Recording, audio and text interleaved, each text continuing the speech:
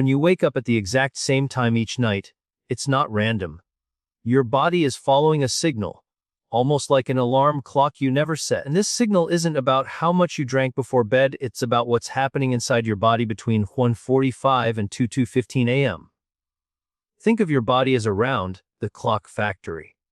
At night, your brain, your liver, and your hormones all work together to repair and restore you.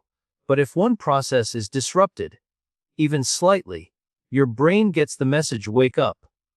For millions of people, that disruption comes from a hidden stress response, low blood sugar shifts, or even a temperature change in the brain that no one talks about. The good news: all of these triggers can be calmed naturally, and it doesn't take medication or extreme routines. Just a few small changes can reset your body's night clock, so you can finally stay asleep and wake up refreshed. Let's start with the first one. The number one reason people wake up around 2 a.m. has nothing to do with what's in their bladder. It's a stress signal called a cortisol spike. Here's what happens while you sleep. Your body cycles through stages: light sleep, deep sleep, and REM. During the first half of the night, you're mostly in deep, restorative sleep. But in the early hours, your body naturally prepares to wake. Cortisol, the hormone that helps you feel alert in the morning, starts to rise. When that rise happens too early or too sharply, your brain mistakes it for morning. The result: you're wide awake at 2 a.m., staring at the ceiling. Why would cortisol spike early? Blood sugar dips. If you ate a high-carb dinner or dessert before bed, your blood sugar can crash in the night, triggering stress hormones. Temperature shifts. A warm bedroom or heavy blankets can raise your core temperature, signaling the brain to wake up. Evening stress. Watching intense news, working late, or scrolling your phone can keep your stress system active long after you've closed your eyes. The solution isn't to drink less water. It's to train your body back into its natural rhythm. Stabilize blood sugar, keep your sleep environment cool, and give your brain a real off switch. Before bed? In a moment, I'll walk you through the simple nighttime habits that do exactly that, and can help you sleep through the night. Starting tonight. When you find yourself waking up at almost the exact same time every night, it's tempting to dismiss it as coincidence or assume something external is causing it. In reality, the human body operates on a remarkably precise internal timing system. Deep within the brain, a small cluster of nerve cells, called the suprachiasmatic nucleus, acts as a master clock, orchestrating countless biological processes over a 24-hour cycle. This timing system doesn't just control when you feel sleepy or awake, it also influences hormone release, body temperature, digestion, and even the activity of certain immune cells. Because of this built-in rhythm, your body can repeat patterns with surprising accuracy, even in the absence of conscious effort. During the night, the brain and body move through multiple cycles of light, deep, and rapid eye movement sleep. Each of these stages plays a different role in restoration and recovery. The transitions between them follow a predictable pattern, and the timing of these shifts is not random. If you are consistently waking at a specific point in the night, say, around 2 a.m., it often reflects the timing of one of these cycles being interrupted. That interruption can be triggered by a subtle internal change, such as a fluctuation in hormone levels, a small rise in body temperature, or a shift in blood sugar. Because the body's processes are synchronized, these changes tend to occur at roughly the same clock time each night. What makes this phenomenon so consistent is the way your circadian rhythm interacts with other systems. For example, your liver and other metabolic organs follow their own schedules for releasing and storing energy. Around the early morning hours, many of these processes start to shift gears, preparing your body to transition toward waking. If something nudges one of these processes too far out of balance, such as stress, late-night eating, or environmental disturbances, it can trigger a wake signal at precisely the same point in the cycle. This is why the timing of your awakenings can be so exact. Light exposure, even subtle, can also play a role in this internal timing. The circadian system is highly sensitive to light, particularly blue wavelengths, and your eyes can detect it even when closed. A small amount of ambient light from a street lamp, a digital clock, or an electronic device can influence the timing of your brain's sleep-wake signals. If this environmental cue happens to align with a natural point of increased brain activity in the night, it can reinforce the tendency to wake at the same time. The consistency of these patterns means your brain may start to anticipate them. Once the body experiences a specific wake time repeatedly, it can begin to prime itself for it, making the awakening more likely to continue. This is part of why breaking the cycle can be challenging. Your internal clock has essentially learned a new habit, one that is reinforced night after night through the interplay of biological timing and subtle environmental triggers. For many people, the first explanation for waking in the middle of the night is simple: they must have drunk too much water before bed. It's an easy assumption to make, especially if the urge to use the bathroom occasionally accompanies the awakening. However, the idea that nighttime wake-ups are mostly caused by hydration is misleading. While it is true that a full bladder can rouse you from sleep, in the vast majority of cases the underlying cause is not the water itself, but rather an internal signal that the brain interprets as a reason to wake. The body has sophisticated systems for managing fluid balance, and in a healthy individual, these systems naturally reduce urine production at night to preserve uninterrupted rest. This means that unless you've consumed a very large amount of fluid immediately before sleeping, your body is designed to hold that water until morning. The belief in water as the main culprit persists, partly because the timing of wake-ups and the sensation of needing to urinate can overlap. However, this sequence often works in reverse. The brain wakes you for another reason entirely, and only after becoming conscious do you notice a mild urge to use the bathroom. In this way, the bladder is more of an accessory to the awakening than the cause. The primary triggers for these nocturnal interruptions are typically related to shifts in hormone levels, metabolic changes, or even variations in temperature regulation within the brain. These physiological processes run on internal schedules that repeat nightly, and when they are disturbed, they can send a wake signal right in the middle of your natural sleep cycles.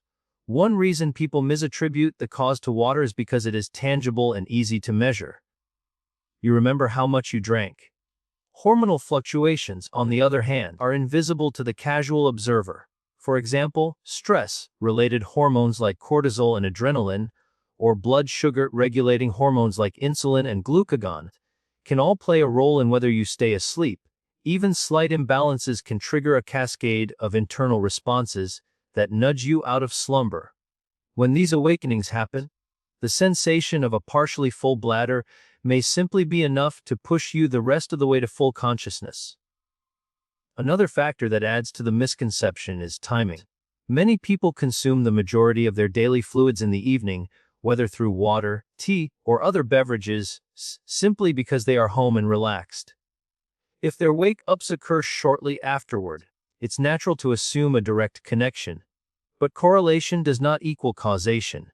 The real reason could be related to digestion, late-night screen exposure altering circadian rhythms, or even emotional processing during sleep, all of which can affect when and how you wake. Environmental conditions can also amplify the misunderstanding. A warm bedroom, sudden noise, or subtle changes in air quality might cause you to wake.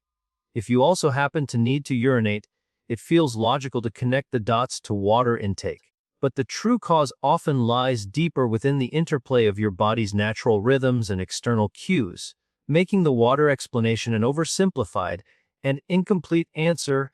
Cortisol is widely known as the body's primary stress hormone, but its role extends far beyond reacting to stressful situations.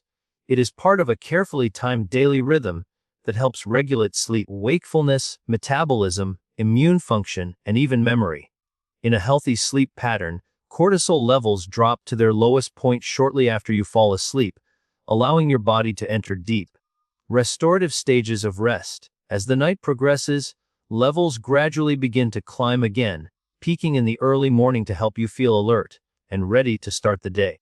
This gradual rise is a normal part of the circadian rhythm and works in concert with other hormones like melatonin to create a smooth transition from sleep to wakefulness. The problem occurs when cortisol levels start to rise earlier than they should or increase too sharply in the middle of the night. If this happens around 1 or 2 a.m., the brain can misinterpret the surge as a signal that it is time to wake up. Unlike other disruptions, such as noise or movement, a hormonal spike has the unique ability to activate multiple systems at once. Heart rate can increase, breathing patterns may shift, and brain activity transitions toward wakefulness even before you are consciously aware of it. Once this process begins, returning to deep sleep becomes more difficult because the body is now chemically primed for alertness. Several factors can contribute to an early cortisol spike. Psychological stress is one of the most common. Stressful events during the day, unresolved worries, or even mild anxiety can keep the body's stress response system partially activated during sleep. This residual activation can make the hypothalamic pituitary adrenal as HPA axis more sensitive, leading to premature cortisol release during the night. Another common factor is unstable blood sugar. If your blood glucose drops too low while you are sleeping, the body perceives this as a threat to energy supply and releases cortisol, along with adrenaline, to mobilize stored glucose. This hormonal surge not only restores blood sugar but also prompts wakefulness. Lifestyle habits can amplify the likelihood of nighttime cortisol spikes.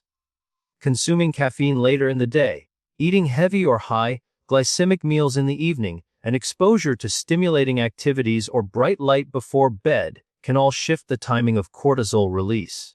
These influences may seem minor in isolation, but their cumulative effect over days or weeks can reset the body's internal timing in ways that favor earlier cortisol activity. Even environmental conditions can play a subtle role.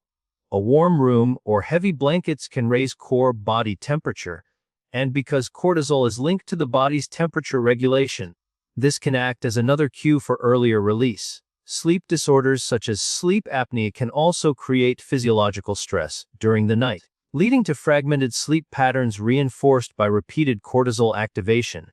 Over time, the body can adapt to this altered pattern, making the early spike a consistent nightly occurrence rather than an isolated event. Blood sugar levels fluctuate naturally throughout the day and night, but the body is equipped with mechanisms to keep them within a healthy range.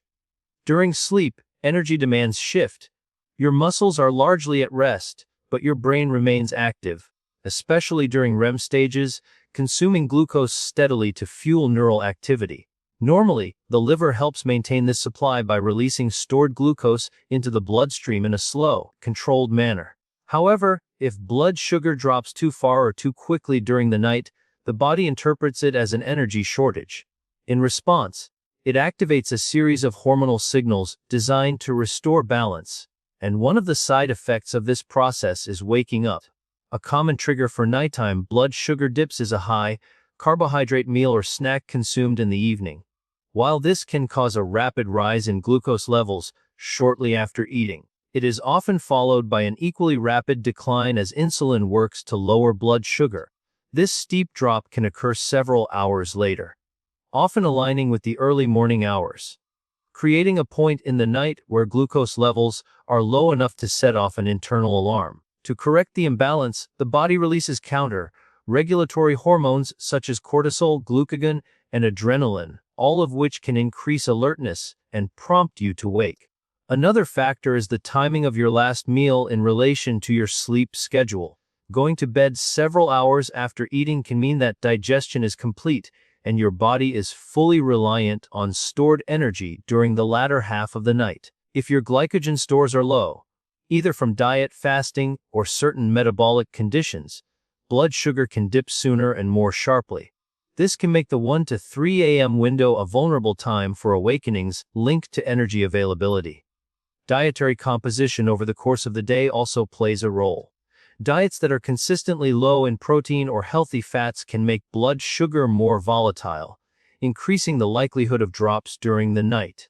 Physical activity levels factor in as well. Vigorous exercise without adequate refueling can deplete glycogen stores, leading to an increased risk of nocturnal hypoglycemia, especially in active individuals. Stress can further complicate the picture. Elevated stress hormones during the day can alter insulin sensitivity and affect how your body manages blood sugar. In some cases, this creates a rebound effect where levels are unstable during sleep, causing early morning disturbances. Certain sleep disorders, such as restless leg syndrome or sleep apnea, can also interact with blood sugar regulation. Fragmented sleep itself can alter glucose metabolism, creating a cycle where disturbed sleep leads to greater instability, and instability leads to further awakenings. Environmental and lifestyle factors add yet another layer. Consuming alcohol in the evening can initially raise blood sugar, but then cause a delayed drop as the liver processes the alcohol and slows glucose release. Similarly, caffeine, even in the afternoon, can influence insulin sensitivity and nighttime metabolism, subtly shifting when and how blood sugar changes occur during sleep.